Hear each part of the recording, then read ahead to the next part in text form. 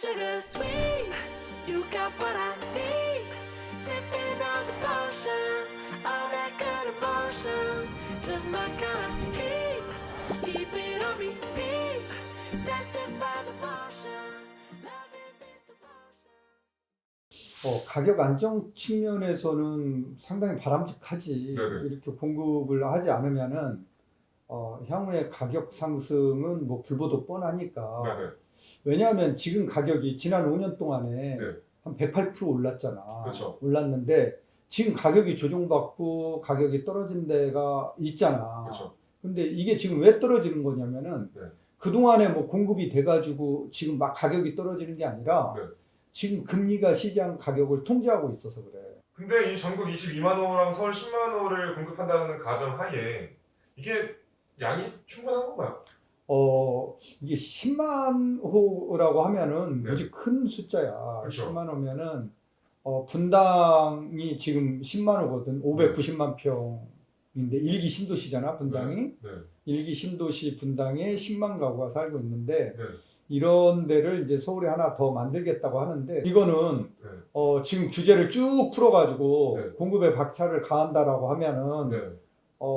불가능한 숫자는 아닌 걸로 보여. 근데 이게 서울에 10만 호를 공급하는 게 서울의 분당 하나 규모의 신도시를 짓는다는 거잖아요. 그렇지. 이게 현실적으로 가능한 거예요? 그래서 서울 지역에 땅이 없잖아. 그렇죠, 없죠. 땅이 없기 때문에 서울 지역에 10만 원을 공급한다는 것은 네. 재개발, 재건축을 통해서 추가로 신규 공급을 공급하겠다는 거야. 네. 그래서 특히 이제 재개발, 예를 들어서 네. 상계동 같은 데가 1단지부터 16단지까지 있거든. 네. 여기가 3만 5천 가구야. 3만 5천 가구. 이거를 재건축을 하면은 여기에서 만 가구에서 1만 5천 가구가 늘어나게 돼. 용적률이 달라지니까. 그렇지. 네. 용적률을 좀 더 준다라고 하면은 네. 곱하기 2 정도. 네.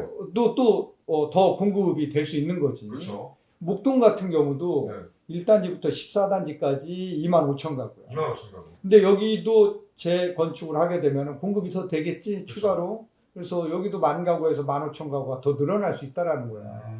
그러니까 이런 도심 지역에 네. 재건축 아파트, 네. 재건축을 활성화시켜서 네. 민간에서 빨리 공급할 수 있도록 하겠다라는 의지지. 10만 호가 충분한 공급량이 될까요? 좀 더 해야지. 10만 원보다 더 많이 해야 되고. 네. 그래서 공급은 꾸준히 이루어져야 되지. 공급은 뭐 오늘 당장 한다라고 해서 오늘 당장 공급되는 게 아니잖아. 그렇죠. 근데 공급과 수요의 탄력성은 틀려. 수요는 네. 금리가 떨어지면 수요자들은 네. 한꺼번에 시장으로 들어갈 수 있어. 그럼 가격이 확 올라가서. 네. 근데 공급은 한꺼번에 다 안 되잖아. 네. 그래서 이게 공급은 중장기적으로 탄력적으로 변하기 때문에 네. 가격 안정을 위해서라면은 네. 지금부터 규제 완화를 통해서 공급을 쭉쭉 해 나가야 된다라는 거지. 이 재건축 부담금은 지금 이제 재건축이나 이런 여러 가지 것들에 대해서 발목을 계속 잡아왔었잖아요. 지금 이 정책은 어떻게 실효성이 좀 있는 건가요? 조금 완화가지고는 안 될 걸로 보이고, 네네. 폐지해야 되겠지.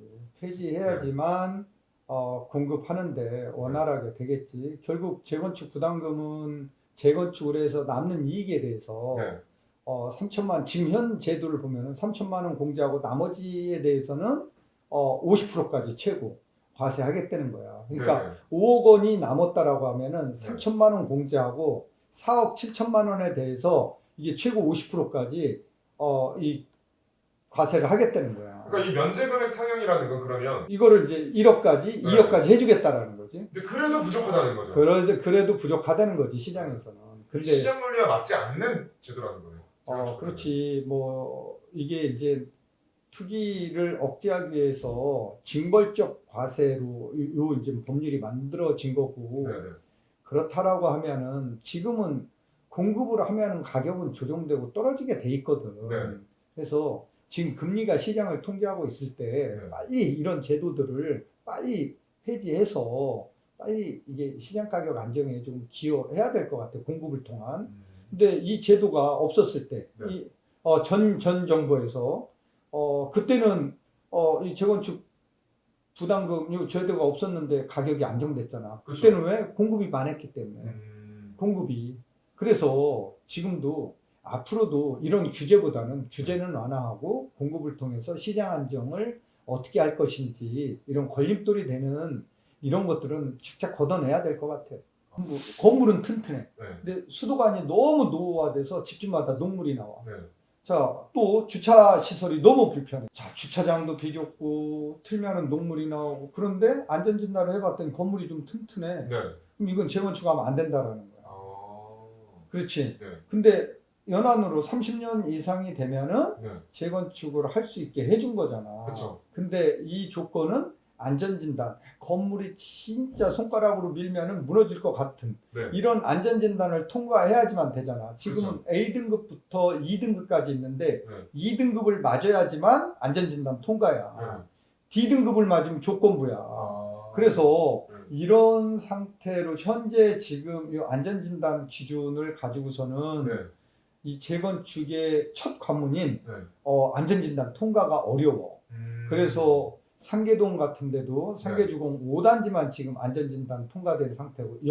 16개 단지 중에서 네. 목동 같은 데도 1개 단지뿐이 통과가 안 된 이런 상황이야. 안전진단 통과가 안 되거든. 그러면은 공급할 수 있겠어? 그러니까 박사님 말씀은 안전이라는 그 원론적인 원칙만 가지고 계속 얽매일 게 아니라 진짜 주민들이 불편하고 이런 것들을 총체적으로 봐서 주거 환경 개선을 위해서 필요하다라고 주민들이 합의를 하게 되면은 네. 그거를 허용해줘야 된다라는 거지. 그래야 공급에도 원활하게 숨통이 트인다라는 거지. 신규 택지 추가 공급은 네. 물론 좋지. 중장기적으로 봐서는 좋은데 네. 자 이거보다 선행돼야 될 게 아까 얘기했던 규제를 풀어서 네. 도심 내에 주택을 공급하는 게 우선순위가 돼야 될 것 같아.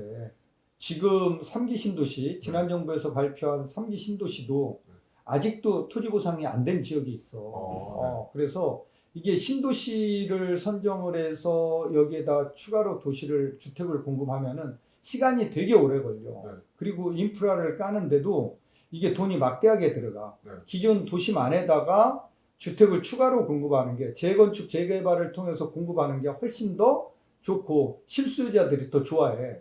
계속 뭘 지으려고만 할 게 아니라 기존의 주택을 어떻게 잘 활용할지도 한번 생각을 해봐야 된다. 그렇지. 네. 이거 너무 좋은 것 같아. 네. 그렇죠? 그런데 이제 왜 중요하냐면은 네. 광역철도가 왜 중요하냐면은 서울로 집중되어 있는 주택 수요를 네. 수도권으로 분산시킨다는 거야. 왜냐하면은 네. 미국의 경제학자 버제스라는 사람이 있어. 네. 버제스의 동심원 이론을 보면은 네. 중심 업무 지구에는 네.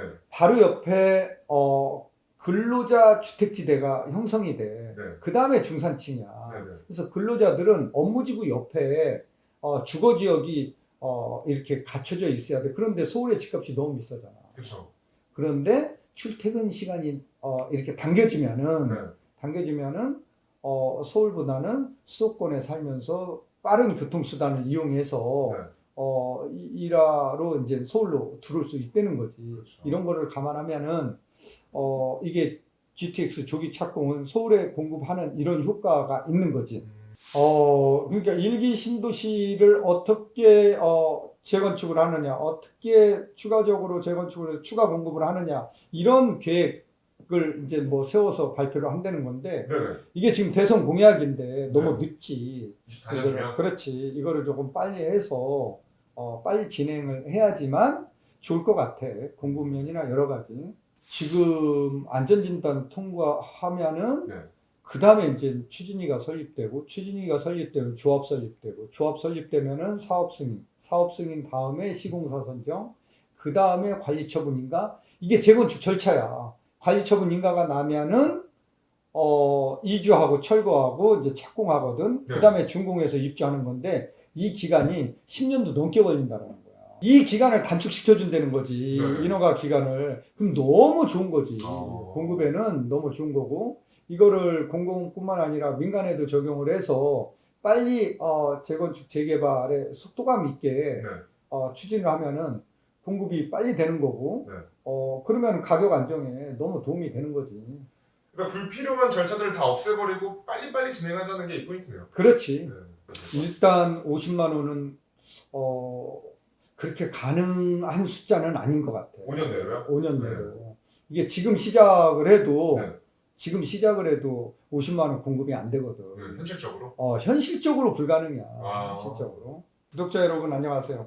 이번 정부가 발표한 주택시장 안정화 방안은 전체적으로 살펴보면 긍정적으로 평가하고 싶어요. 왜냐하면 규제 완화를 통해서 시장에 공급을 하고 그를 통해서 장기적으로 가격 안정을 꾀하겠다라는 거거든요. 다만 아쉬운 점은 규제 완화 폭이 좀 작다는 거예요. 또 신도시 재개발 재건축을 어떻게 하겠다는 이런 플랜은 조금 뒤에 발표하겠다라는 건데 이런 부분들은 좀 다소 아쉬운 점이 아닌가라고 생각됩니다. 그래서 아무튼 공급을 통한 가격을 통제하겠다 이런 생각은 되게 좋은 것 같아요. 네, 이번 대책 저는 긍정적으로 평가하고 싶습니다.